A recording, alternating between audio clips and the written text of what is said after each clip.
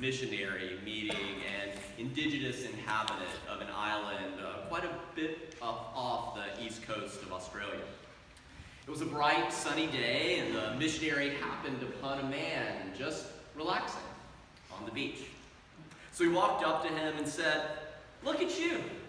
You're just wasting your life lying around like that." It's a good way to, meet people, influence what strangers like to hear. And the man looked up, sat up a little bit, and said, "Why? What do you think I should be doing?" And the missionary said, "Well, I don't know, looking around, there are plenty of coconut trees. They're all around here. Why not dry some of those coconut kernels and extract the oil and sell them?" And the man said, "Well, why would I want to do that?" The missionary said, "Well, you can make lots of money, and with that money you make, you could get a drying machine. You could dry the kernels faster and make even more money." The man said, "Okay, and why would I want to do that?" The missionary said, "Well, you'd be rich. You could buy land and plant more trees, expand operations. At that point, you wouldn't even have to do the physical labor anymore. You could hire a bunch of other people to do it for you." "Okay, and why would I want to do that?" The missionary said, "Well, eventually, with all that coconut oil and land and machines and employees and all that money, you could retire a very rich man. Then you wouldn't have to do anything. You could just lie around on the beach all day." This time, the man didn't bother to reply. He just lay back on the sand and enjoyed that glorious sunny day, and the missionary continued on his way. Now, don't get me wrong, I'm not saying we should spend all day, every day, 365 days out of the year lying on the beach, but this parable does challenge us to question, what is work for? And why do we spend our days in the various ways that we do? As the writer Annie Dillard said, because the ways we spend our days, that is the way we spend our lives. Do you actually enjoy manufacturing coconut oil? Whatever manufacturing coconut oil is for you, right? Or are you only working for the weekends, for your chance to lay on the beach, whatever laying on the beach is for you? Insert that there. Now, historically, and Nicole spoke about this earlier with her story to the children, it wasn't always the case that people even had a chance to work for the weekends. On farms and later in factories, many people found themselves spending sometimes almost all of their waking hours laboring. Sometimes up to 16 hours a day. That's still the case in some parts of the world, of course.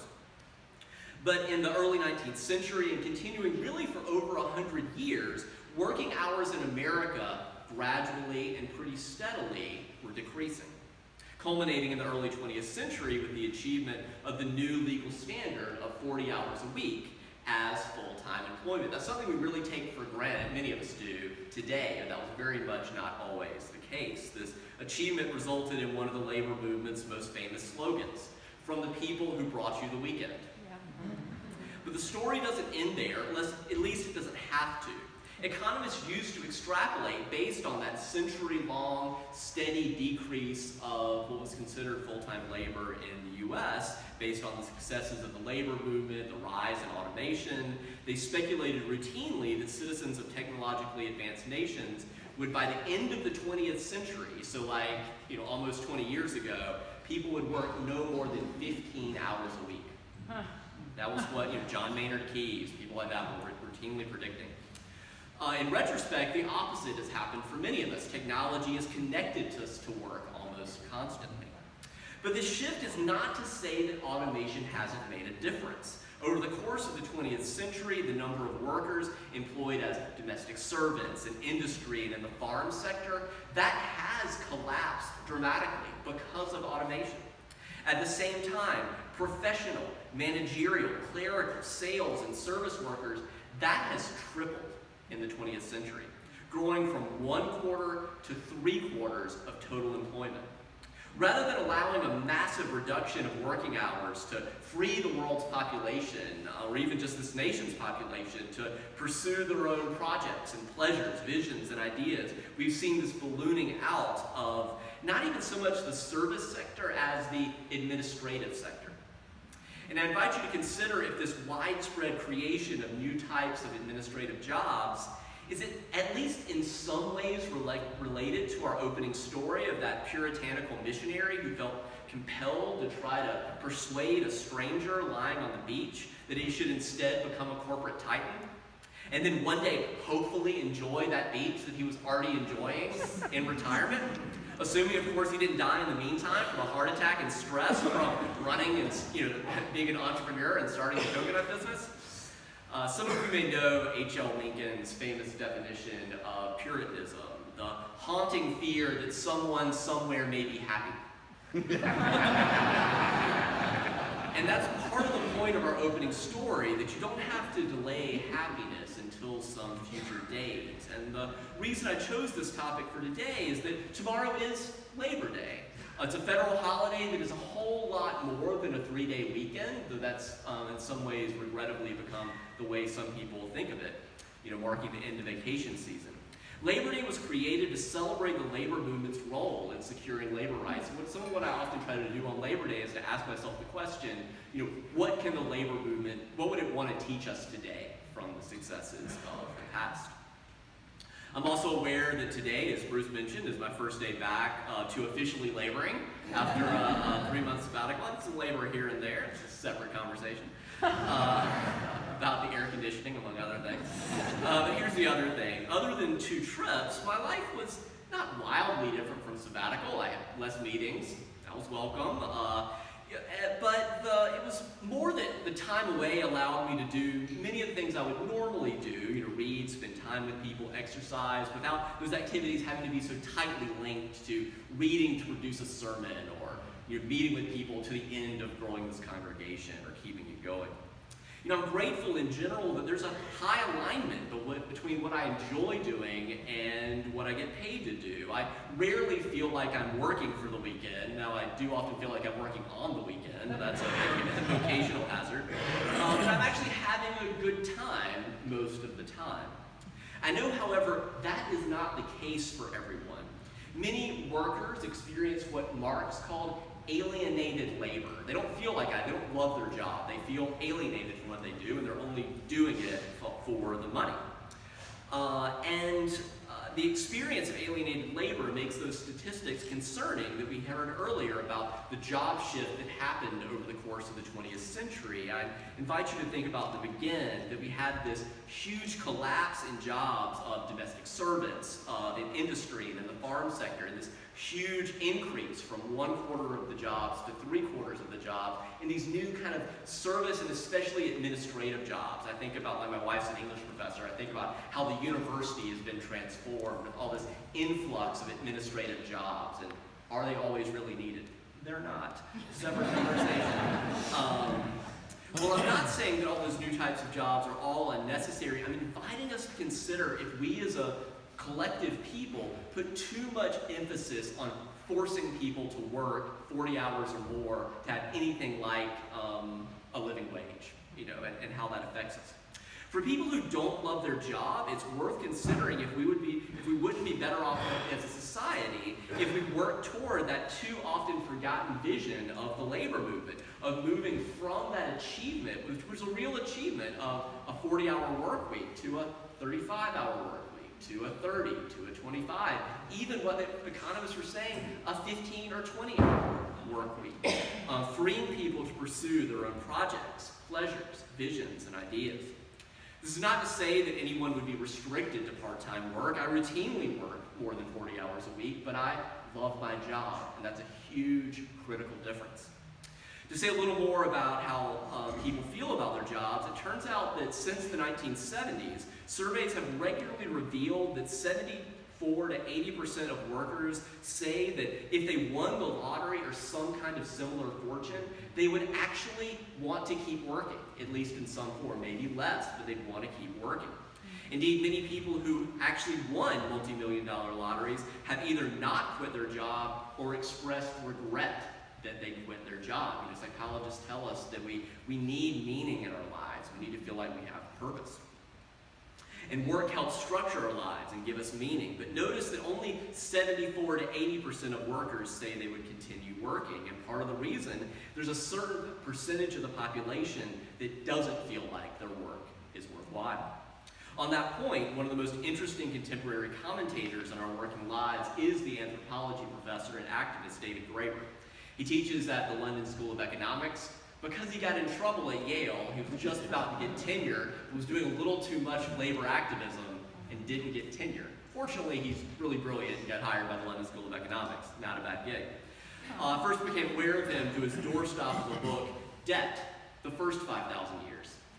It's actually surprisingly interesting, but not the main thing I want to talk about today. Graeber is also known for helping plan the Occupy Wall Street protests. He was part of that original kind of 20 so people who were meeting, and he's actually the one that coined the slogan, "We are the 99%."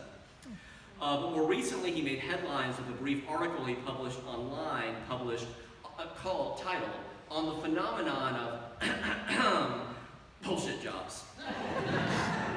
For Dr. Graeber, some jobs may be tedious or crappy, shall we say, but he distinguishes those from actually BS jobs that he feels like really don't need to exist and are arguably not a great use of 40 hours a week of people's time. And maybe he's on to something. The essay went viral almost immediately. Within weeks, it had been translated into at least a dozen languages. The original page received more than 1 million hits. Inspired by the piece, an anonymous person placed several hundred posters with 4 quotes on top of ads in London Underground cars. I'll share just those 4 quotes with you. The first was, "Huge swaths of people spend their days performing tasks they secretly believe do not need to be performed." Think about the movie Office Space, TBS reports, right? TBS reports, yeah. Second one was, "It's as if someone were out there making up pointless jobs for the sake of keeping us all working." The third, "The moral, spiritual damage that comes from this situation is profound. It is a scar across our collective soul, yet virtually no one talks about it." The fourth and final one was, "How can one even begin to speak of dignity in labor when one secretly feels that one's job shouldn't exist, yet need to keep doing it because you still got to pay the bills," right? Along those lines, the comedian Bill Hicks tells the story of a supervisor castigating an employee for not working. The worker says, truthfully, "There's actually nothing really worth doing right now." To which the supervisor says, "Well, you're supposed to at least pretend like you're working." To which the worker said, "I've got a better idea. Why don't you pretend I'm working? You get paid more than I do." I should hasten to add that, again, by no means am I trying to make anyone feel guilty about what you do or don't do at work. If you love what you do for work, I have no interest in convincing you otherwise. My point is much deeper, again, related to that opening parable in which this puritanical missionary is implying that you should only give yourself permission to rest and relax and do what you enjoy if you've worked enough to earn it. And even with the rise of automation, of robots, of artificial intelligence, you've heard me say it's not the immigrants that are coming for your jobs, right? It's the robots. There may always be some level of work that has to be done, even with all of that. But if you're only doing 15 to 20 hours of alienated labor, you'd be much more likely to return home, not exhausted and too tired to do anything but like stress eat and binge watch Netflix and go to bed to get up and do it all over again, but actually return home, even having done some alienated labor, with enough energy to do ventures that you enjoy, whatever that is for you. Working toward a society in which we only have 35 or 30 hours or even 15 to 20 hours of alienated labor as full-time employment that you can actually live well on may seem like an unrealistic goal. There's that saying, I'm going to say more about this in a sermon next month, there's that saying that and I think this is really true in a time of climate change, that it's easier for many of us to imagine the end of the world than any sort of ending of capitalism. This is a real failure of imagination. There's more to say about that. It may seem like an unrealistic goal, but Labor Day is a reminder that at one time, the 40-hour work week was considered an unrealistic goal. So if you're grateful for the weekend, think a labor organizer. If you want to dream of how work could be better for the future, meet an organizer, labor organizer, become a labor organizer. And some of you have heard me say before, again, change is coming. Automation is coming. Our invitation is to collectively create a society in which there is both more dignity in labor and more free time for individuals to do whatever they feel called to do.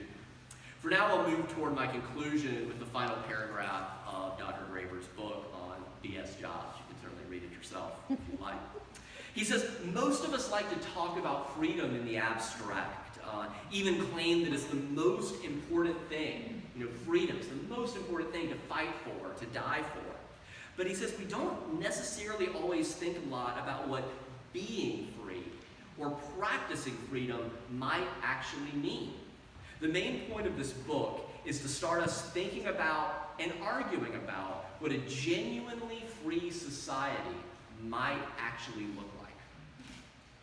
In that spirit, in a few moments, we'll be invited to sing Solidarity Forever. It's the white insert in your order of service. It's perhaps the labor movement's most famous anthem, but I want to just invite us, before we sing it, just to think a little bit about how this deeply echoes and intersects with our UU tradition. The original lyrics to the song Solidarity Forever were written in 1915, and they were set to the tune of John Brown's Body. That's a marching song that was written decades earlier by Union soldiers during the Civil War about the radical abolitionist John Brown. So they took this song that was associated with freeing enslaved people and used it for freeing what are sometimes called wage slaves, right? People that are only working for a wage. And some of you may recall as well that when we sing a song to the tune of John Brown's Body, the Secret Six, who helped fund John Brown's raid in 1859 on Harper's Ferry, just 20 minutes from here, 5 of those Secret Six were Unitarians, and 2 of those 5 were Unitarian ministers. Among those 5 Unitarians was Samuel Howe, the husband of another of our Unitarian ancestors, Julia Ward Howe, who awoke in the middle of the night after visiting Civil War camps and hospitals and was inspired to write her own set of lyrics to John Brown's Body. And later, these new lyrics were written for Solidarity Forever. She wrote lyrics to John Brown's Body and became the battle hymn of the Republic. Right? It's all the same tune. When the Civil War began, it was far from clear in the North whether that fight was only to preserve the Union or also to end enslavement. And Julia's battle hymn of the Republic was written in 1861, more than a year before Lincoln's Emancipation Proclamation, and it was part of what helped catalyze popular support for the Civil War as an opportunity to end human enslavement in this country once and for all.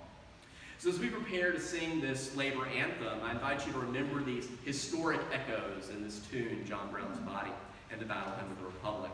And note as well that when we get to verse 4, it's about the women of the Union. So if you identify as female, you're invited to sing that verse. Those of us who identify as male, hang back.